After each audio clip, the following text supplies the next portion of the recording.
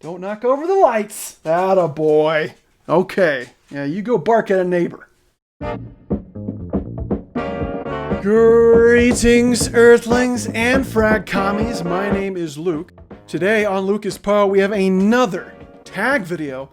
This time I've been tagged by my fellow Bronco fan, fellow Coloradoan, Mike at 5280 cents. His channel is in the description. Guys, go check out his content. He's got a great kind of back and forth banter with his girlfriend, Kels. He also knows his fragrances, and he's a good old Colorado boy, so what else could you want, really? 7 fragrances that I don't reach for as often as I should, or something like that.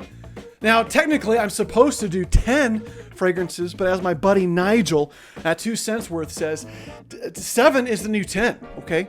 According to the algorithms and math and numbers and decimals and jazz hands.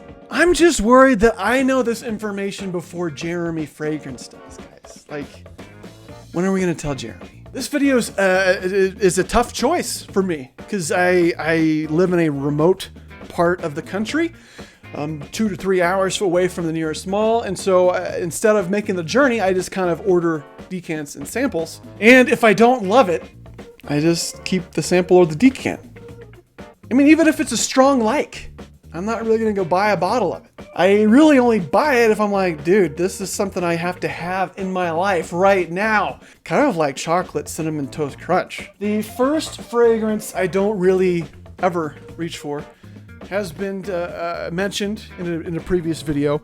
It definitely doesn't have anything to do with illegal activities in the home state of Bill Clinton. But that would be this guy here, Polo Big Pony numero 3, mint and ginger. 2 notes. I wore this one on a night that changed my life. You want to know what I'm talking about? Check the link above my head, or don't. I don't really care. This next one is a cheapie that I found on some reviewers' channels that I trusted, and I blind bought. I know. And I was kind of wanting to test the waters in the oud world, so I got Frank Olivier's Oud Touch. The opening, though, is screechy. It is harsh. It is not well blended, but the dry down, though, is really nice. I'm not a big fan of Club Day Nuit Intense Man, but it's kind of like the oud version of that one. Like, the opening is harsh, then you wait about an hour and that dry down's pretty pleasant. Now that we've got those bottles out of the way, I feel like I need to add a disclaimer about these decants and samples that I really like these. I just haven't quite liked them enough to buy a bottle, but they've grown on me and I still wear them, and so that could change. Versace Mano Fresh. This one, to be honest, I did not like at first. It came off a bit like bug spray and sunscreen, with a freshness about it. I keep wearing it and I keep thinking, okay, it's not so bad. And it's starting to grow on me. I think eventually one day, if I had a gun to my head, I would probably buy one. Until that day, I'm just going to keep this decant here and live vicariously through Barry from Sensualized, because allegedly this is his wife's favorite scent, but I haven't gone to the source and asked her myself, so you never know with that guy. Parfum de Marly Percival. Just a little bitty guy, this one. It is like you took Abercrombie and Fitch Fierce, which I'm a fan of, and you gave it maybe like a little bit of a Sauvage type Ambroxan, and you put them together. This is very quality stuff, though. If I didn't have Fierce or Sauvage, I think I would definitely pull the trigger on this one. If you kind of like that designer qualities of Sauvage and Fierce, but are looking for a fragrance that just does that thing better, that's PDM Percival. This is Armani Code Profumo. It's a sweet, leathery fragrance.